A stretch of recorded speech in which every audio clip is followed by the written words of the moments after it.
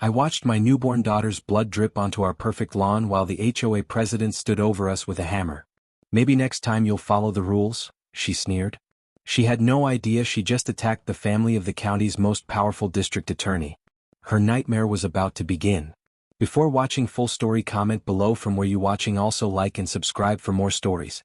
The morning sun painted our new house in golden light. After years of saving every penny, my wife Sarah and I finally bought our dream home in Willowbrook Estates. It was supposed to be perfect. A safe place to raise our 3-month-old daughter, Emma. The realtor had promised us it was a quiet, family-friendly neighborhood where children could grow up safely. I was in the kitchen making coffee, humming softly while watching the sunrise through our new windows. Sarah was outside hanging Emma's tiny clothes on the line to dry. It was such a peaceful scene, my wife gently rocking our baby while sorting through colorful onesies and little socks. This was the life we had dreamed of during all those years in our cramped apartment. Then I heard Sarah scream. The sound cut through my soul like a knife. I had never heard her make a sound like that, pure terror mixed with agony. I dropped the mug and it shattered on the kitchen floor, coffee splashing everywhere. I ran outside, my heart already pounding with fear. What I saw will haunt me forever. Sarah was on her knees on our front lawn, crying hysterically. Her whole body was shaking. Our baby Emma was in her arms, blood streaming from her tiny nose. So much blood. Too much blood for such a small face. Standing over them was Margaret Thornfield, the HOA president we had met briefly when we moved in. In her hand was a hammer and her face was twisted with rage. "What did you do?" I shouted, rushing to my family. My legs felt like they were moving through water. Margaret's face was a mask of fury. "Your wife was hanging laundry on Sunday morning. Section 4.7 of the HOA rules clearly states no outdoor activities before noon on Sundays. I've told you people before." I couldn't believe what I was hearing. "You hit my baby?" I was trying to knock the laundry basket out of her hands. "The baby got in the way. Maybe next time you'll follow the rules." Her voice was cold, completely without remorse. Emma's cries were weak. Too weak. Blood was everywhere, on Sarah's shirt, on the grass, dripping onto the sidewalk. Sarah was shaking, unable to speak through her tears. She kept looking at me with desperate eyes, begging me to fix this somehow. "We need to get to the hospital," I said, my voice breaking. I tried to stay calm for Sarah, but inside I was screaming. Margaret crossed her arms. "Don't be dramatic. It's just a little blood. Children are tougher than you think." I picked up my wife and baby, my hands trembling with rage and fear. As we rushed to the car, Margaret called after us. "This is what happens when you don't respect community standards. Maybe now you'll learn." The drive to the hospital was the longest 15 minutes of my life. Sarah sat in the back seat, holding Emma and crying. Our baby's breathing was labored, making horrible little gasping sounds. I kept looking in the rearview mirror, terrified that she would stop breathing altogether. The emergency room was a blur of white coats and beeping machines. Dr. Martinez, a kind woman with gentle hands, examined Emma while we held our breath. Other parents in the waiting room stared at us with sympathy and horror. A baby covered in blood is something no one wants to see. "The nasal bone is fractured," Dr. Martinez said softly, after what felt like hours of examination. "For a baby this young, it's serious. We need surgery immediately." Sarah collapsed into a chair, sobbing. "Will she be okay? Please tell me she'll be okay. We'll do everything we can. But there may be permanent damage. Breathing problems, scarring? We won't know until after surgery. The good news is that she's stable now."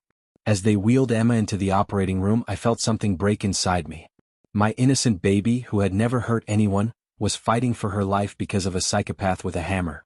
The nurses had to hold Sarah back as they took Emma away. Her cries echoed through the hallway. Sarah gripped my hand so tight it hurt. "Promise me she'll pay for this. Promise me that woman will pay." I looked into my wife's tear-filled eyes. She didn't know about my other life. To her, I was just Michael Carter, insurance adjuster. She had no idea that I was also District Attorney Michael Carter, the man who had sent dozens of criminals to prison.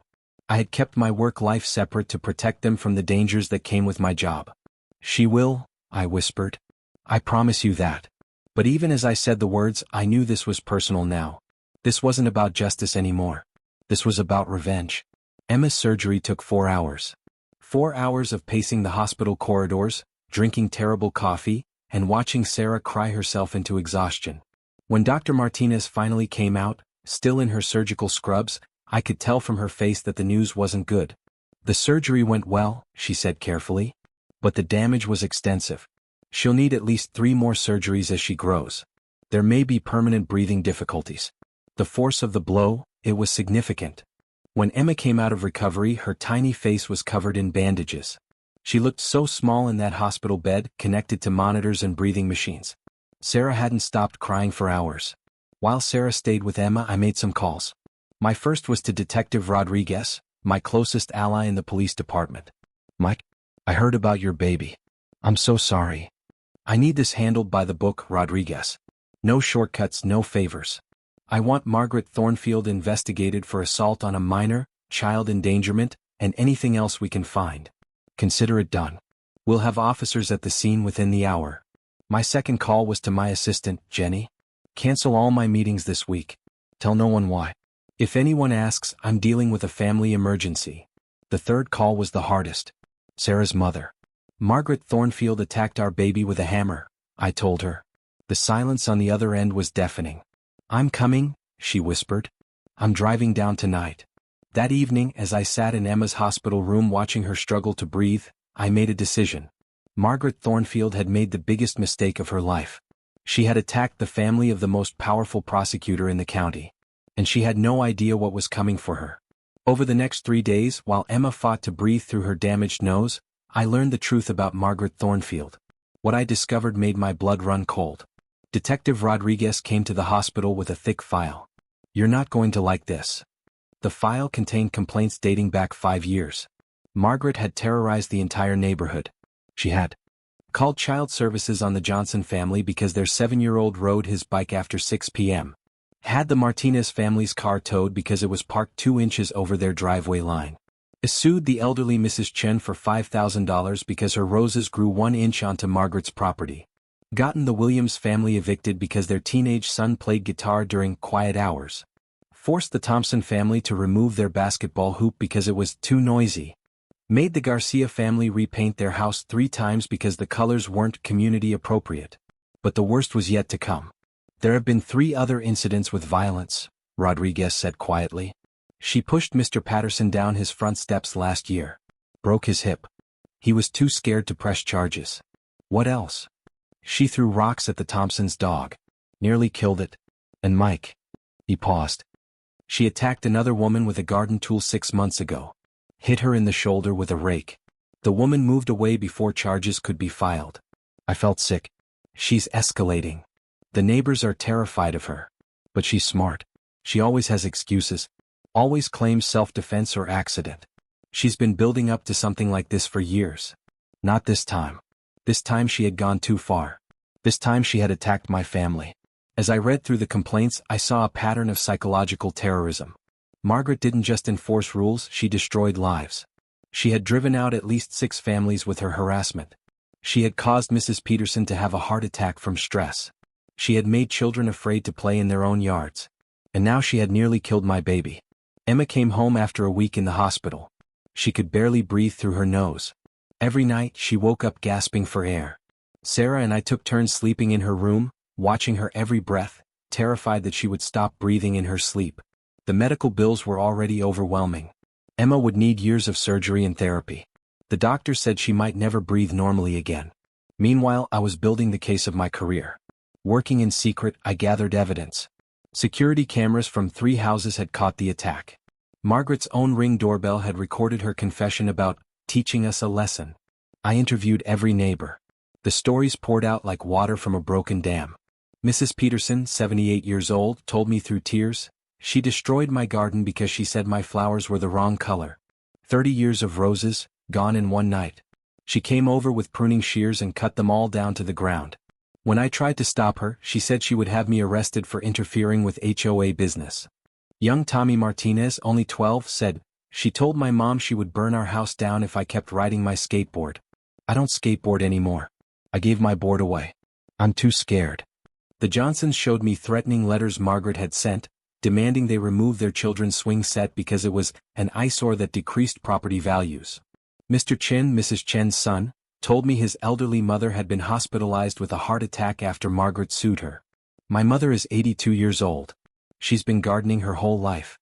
When Margaret took her to court over 1 inch of roses, The stress almost killed her.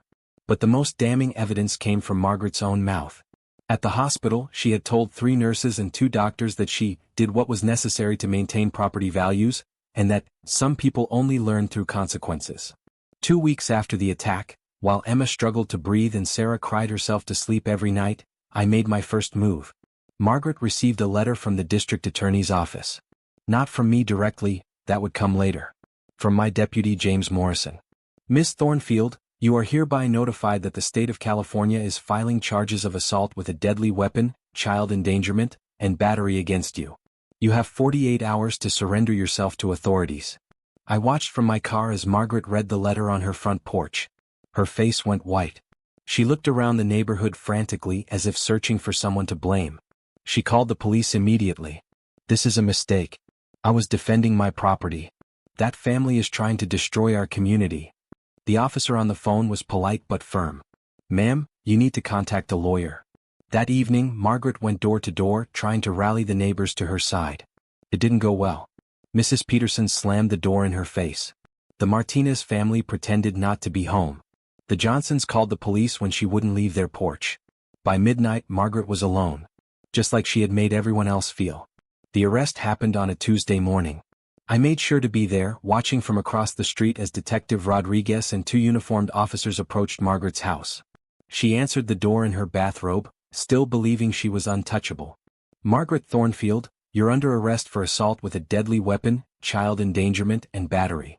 This is ridiculous. I know my rights. I'm the president of this HO. As they put handcuffs on her wrist, she caught sight of me across the street. Our eyes met for the first time since the attack. You, she screamed. This is your fault. You and your criminal family. I said nothing. I just watched as they put her in the back of the police car. The neighbors came out to watch. Not to support her. To celebrate. Mrs. Peterson was crying with relief. The Martinez children were peeking through their curtains, smiling for the first time in months. Mr. Johnson nodded at me with respect. Margaret saw it all. The complete rejection by the community she claimed to protect. For 5 years she had ruled this neighborhood through fear. Today that reign of terror ended. During the bail hearing, Margaret's lawyer made a fatal mistake. He demanded to know who was really behind this prosecution. Judge Williams looked down from the bench. This case is being handled personally by District Attorney Michael Carter. The courtroom went silent. Margaret's face turned gray. The same Michael Carter who lives at 142 Elm Street? Her lawyer asked weakly. The same. Margaret turned to stare at me in the gallery. The realization hit her like a physical blow. The quiet insurance adjuster she had terrorized was the most powerful prosecutor in the county. Your Honor, her lawyer stammered, we request a change of venue due to conflict of interest. Denied. Mr. Carter has properly recused himself from direct prosecution. This case will be handled by his deputy. Bail is set at $50,000. Margaret couldn't make bail. She spent the next month in county jail, sharing a cell with the same type of women she had called criminal elements in HOA meetings. The irony was perfect. While Margaret sat in jail, my team uncovered more of her crimes. What we found was shocking. She had been embezzling HOA funds for 3 years. Nearly $200,000 was missing.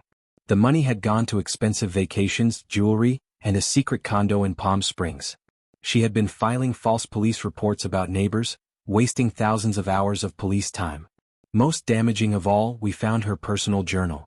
In it, she had written detailed plans to eliminate undesirable residents through harassment and intimidation. About my family specifically, she had written, "The Carter family represents everything wrong with this neighborhood. Their baby is probably as defective as they are. If they won't leave voluntarily, I'll make them leave." Reading those words, I felt a rage I had never experienced. This wasn't a moment of anger. This was premeditated hatred directed at my innocent child. But there was more. Her journal revealed a pattern of stalking and planning attacks on multiple families. She had been watching us for weeks, timing our routines, looking for opportunities to strike. She had written, "Sunday morning laundry violation will be the perfect excuse. No witnesses expected. We'll teach them proper respect." This wasn't an accident. This was a planned assault on my family. News of Margaret's arrest spread beyond our neighborhood. Local television picked up the story, HOA president attacks baby with hammer. The response was overwhelming. Donations poured in for Emma's medical bills.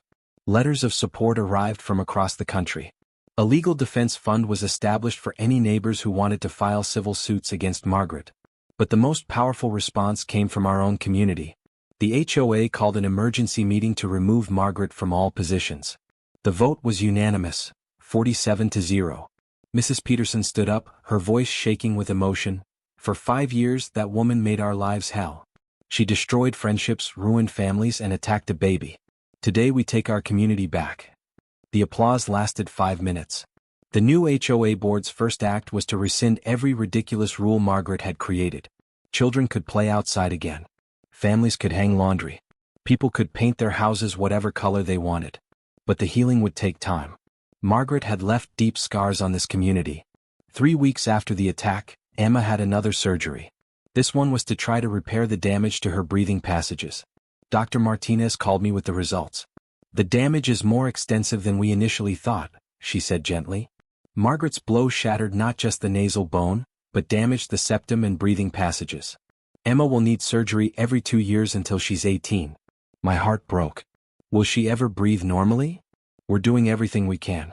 But realistically, she'll always have some difficulty. Exercise will be hard for her. She may have speech problems. And the scarring. I couldn't finish the conversation. I hung up and cried for the first time since the attack. Sarah found me in our bedroom, sobbing.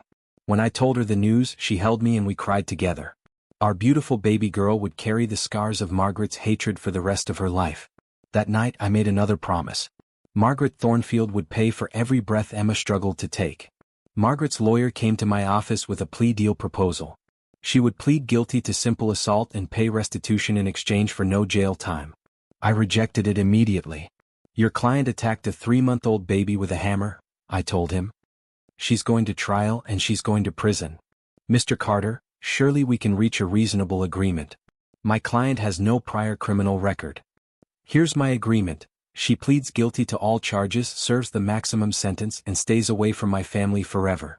Or we go to trial and I personally ensure she gets even more time." The lawyer tried to negotiate. She could do community service. Anger management classes. Your client planned a premeditated attack on an infant. She kept a journal documenting her plans to terrorize families. She embezzled $200,000. There will be no plea deal. The lawyer left without another word. 2 days later, Margaret fired him and hired a more expensive attorney from Los Angeles. This one was even more arrogant. "Mr. Carter, my client was clearly having a mental health crisis. She needs treatment, not punishment. Your client planned this attack. We have evidence of premeditation. Tell her to prepare for a very long trial. The media attention is already damaging her reputation. Surely that's punishment enough." "Not even close. Tell your client I'll see her in court." The trial began on a cold Monday morning in February. The courthouse was packed. Every neighbor from Willowbrook Estates was there. Local media filled the gallery. Court TV was broadcasting live. Margaret entered the courtroom in an orange jumpsuit, looking thin and hollow. Jail had not been kind to her. Deputy DA Morrison delivered the opening statement. He was brilliant, laying out a clear picture of Margaret's reign of terror that culminated in the vicious attack on Emma. "Ladies and gentlemen of the jury, this case is about a woman who used fear and violence to control an entire community. Margaret Thornfield didn't just break rules, she broke lives. And when one family dared to stand up to her, she attacked their baby with a hammer." Margaret's new lawyer tried to paint her as a misunderstood woman who was passionate about property values. The jury wasn't buying it. Then came the evidence. The security footage of the attack was devastating. You could see Margaret raise the hammer deliberately, see her aim for Sarah, see the moment of impact with Emma's face. The courtroom gasped when they played the audio. Margaret's voice, cold and calculating, "Maybe next time you'll follow the rules." One by one, the neighbors testified about Margaret's campaign of harassment.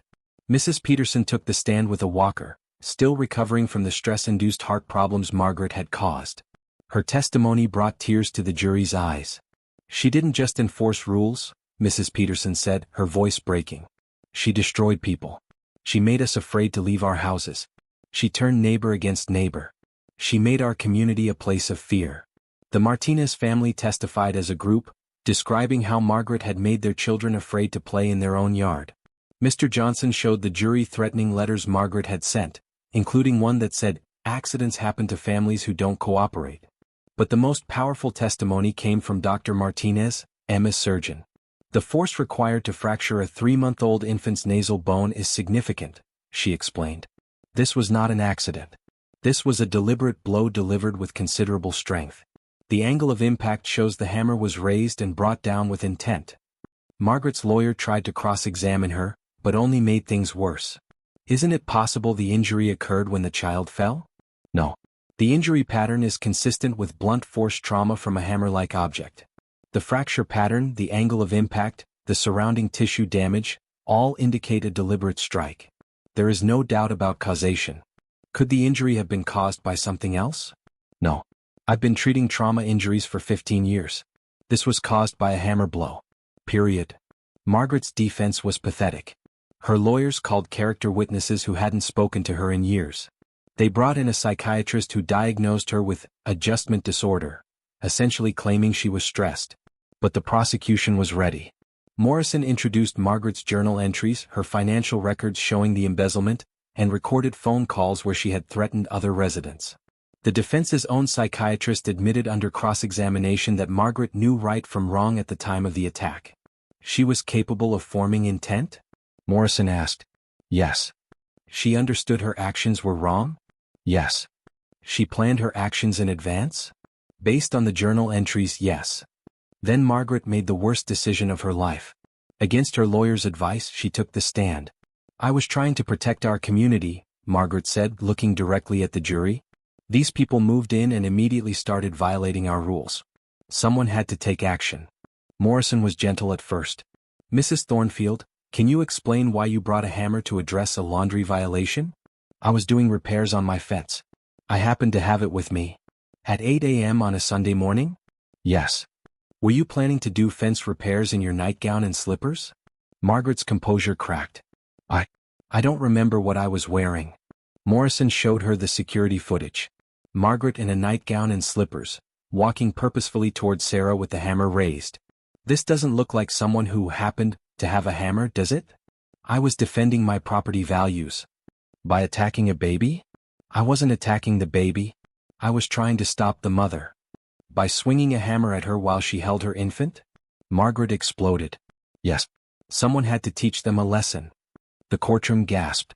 Even her own lawyer put his head in his hands. Morrison pressed on. You wrote in your journal that you plan to eliminate undesirable residents. What did you mean by that? I meant they needed to follow the rules. You wrote that the Carter baby was probably defective. What did you mean? I don't remember writing that. Morrison held up the journal. Quote, their baby is probably as defective as they are. You wrote that about a 3-month-old infant. I was upset. You planned this attack, didn't you? No. You wrote, Sunday morning laundry violation will be the perfect excuse. You planned to attack Mrs. Carter during her morning routine, didn't you? Margaret's face was red with rage. They deserved it. All of them. They were destroying our community. No further questions, Your Honor. The jury deliberated for exactly 47 minutes. When they returned, the forewoman stood with a grave expression. On the charge of assault with a deadly weapon, we find the defendant guilty. Margaret swayed in her chair. On the charge of child endangerment, we find the defendant guilty. Sarah squeezed my hand. On the charge of battery, we find the defendant guilty. Margaret collapsed. Her lawyer caught her before she hit the floor. Judge Williams set sentencing for the following week. Outside the courthouse, the neighbors gathered around us. Mrs. Peterson hugged Sarah with tears in her eyes. Justice, she whispered. Finally, justice. But for me, this was just the beginning. Sentencing day arrived like a storm. The courtroom was even more packed than during the trial. Judge Williams had received over 200 letters from community members, all asking for the maximum sentence. He had also received psychological evaluations, victim impact statements, and evidence of Margaret's financial crimes. Margaret stood before the bench in shackles, flanked by 2 deputies.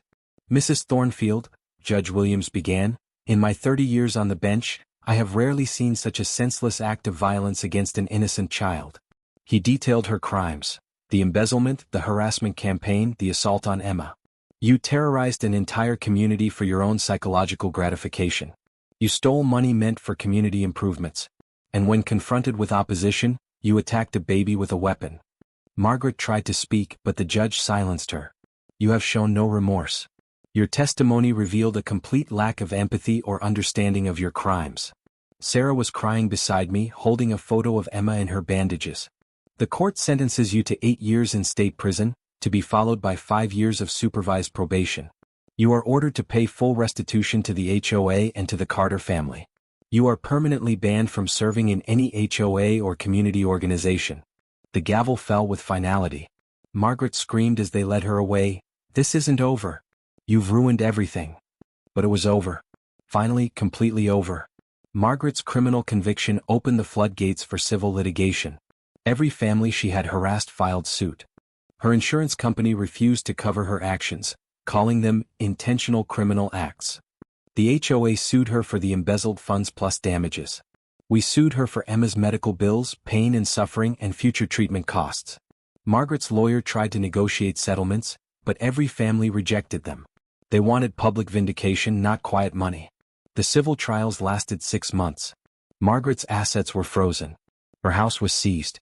Her secret condo was discovered and sold. By the time all the civil cases were resolved, Margaret owed over $2.3 million in damages. Her house, her cars, her secret condo, her jewelry, everything was seized and sold.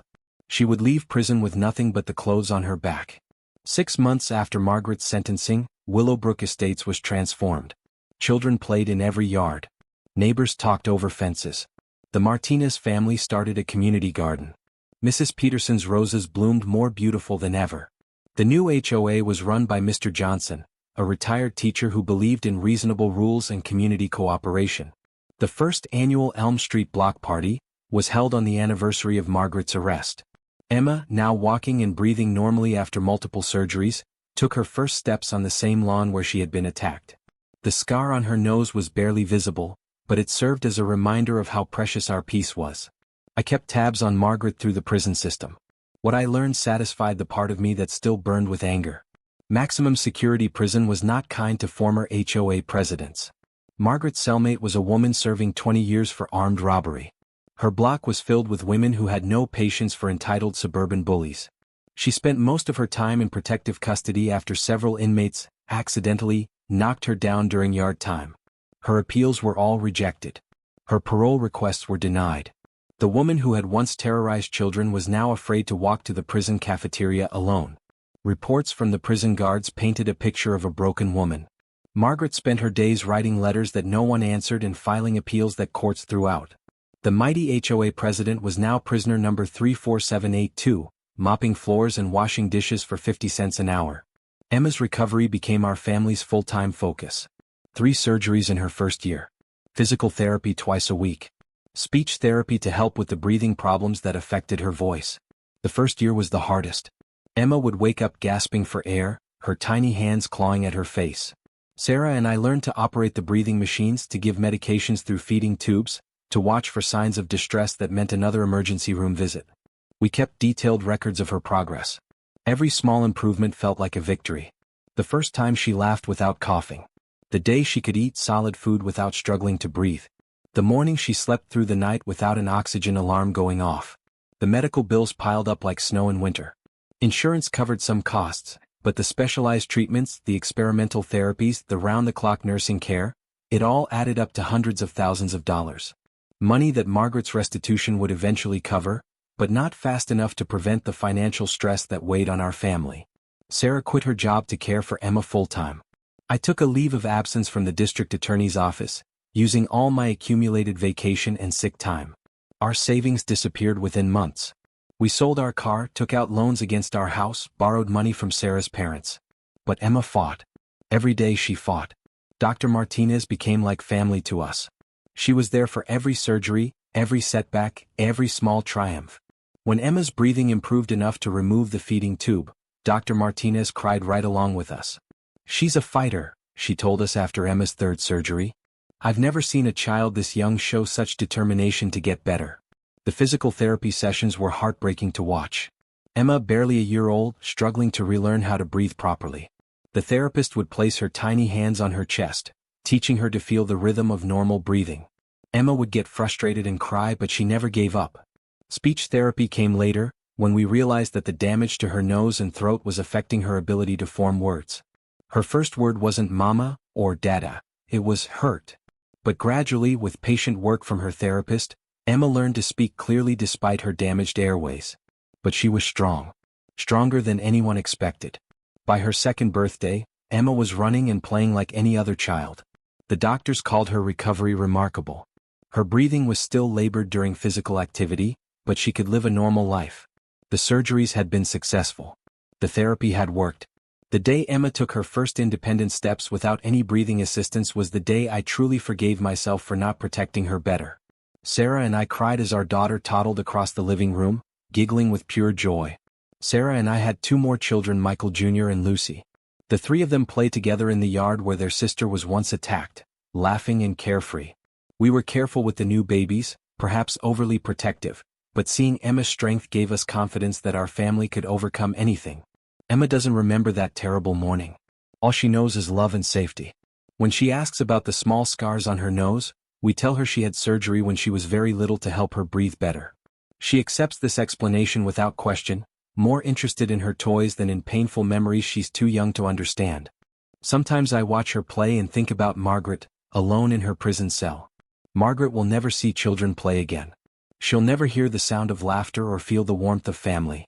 The woman who tried to destroy innocence is now surrounded by concrete and steel, while the child she attacked plays freely under the sun. She chose hatred. We chose love. And love won. The years following Margaret's conviction brought unexpected changes to our lives. The media attention from the trial had made me a well-known figure in legal circles. I received job offers from larger districts, book deals to write about the case, speaking engagements at law schools across the country. But I turned them all down. My family had been through enough. We needed stability, not more publicity. The neighbors who had suffered under Margaret's reign became close friends. Mrs. Peterson became like a grandmother to our children. The Martinez family invited us to every birthday party and holiday celebration.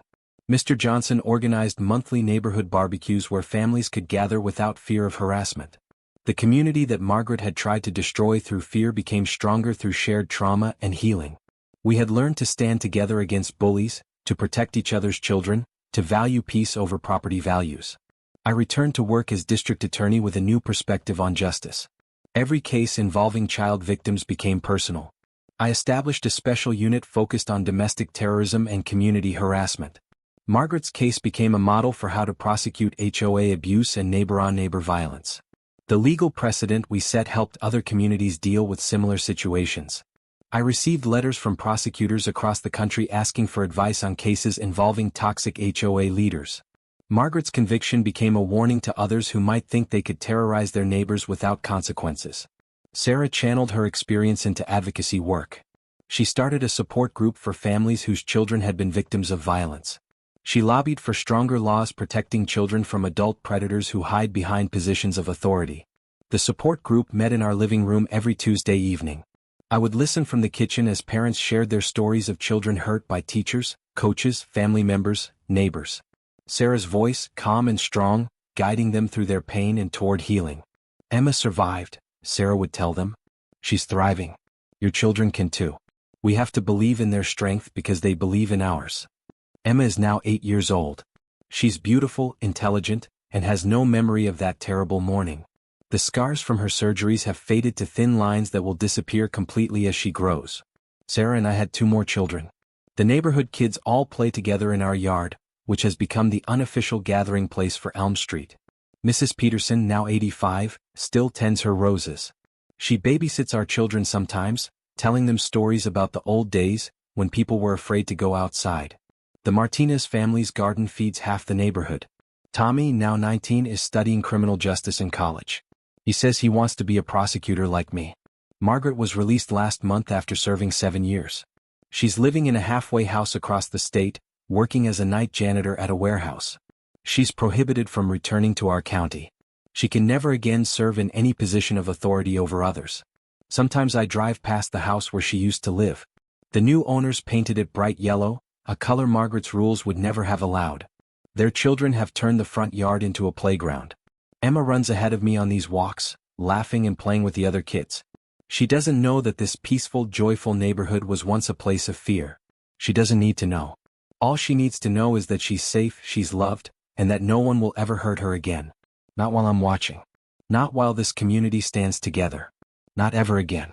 Justice isn't just about punishment. It's about protection. It's about making sure the innocent can sleep safely while the guilty pay for their crimes. Margaret Thornfield learned that lesson too late. But the lesson has been learned. And our children are safe. In the end, that's all that matters. The woman who tried to break our family with hatred only made us stronger. The community she tried to divide came together. The fear she spread was replaced with love. Emma Carter will grow up knowing that when evil tries to hurt the innocent, good people fight back. And sometimes good people win.